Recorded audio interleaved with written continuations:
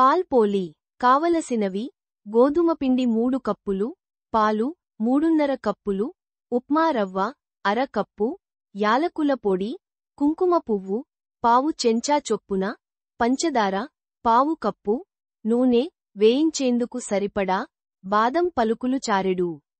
తయారీ: ఒక పాత్రలో గోధుమ పిండి, రవ్వ, కాస్త నూనె వేసి, తగినన్ని నీళ్లతో పిండి కలిపి, కొంతసేపు నానబెట్టి, పూరీలు చేసుకోవాలి.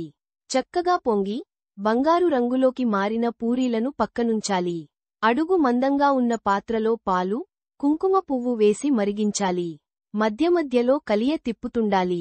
పాలు చిక్కబడ్డాక, పంచదార, యాలకుల పొడి వేసి, సన్న సెగ మీద 5 నిమిషాలుంచి, దించేయాలి. ఇప్పుడు పూరీలను సగానికి మడిచి లేదా అలాగే పాలల్లో వేసి, బాదం పలుకులు చల్లాలి. అంతే, రుచికరమైన పాల్ పోలి రెడీ.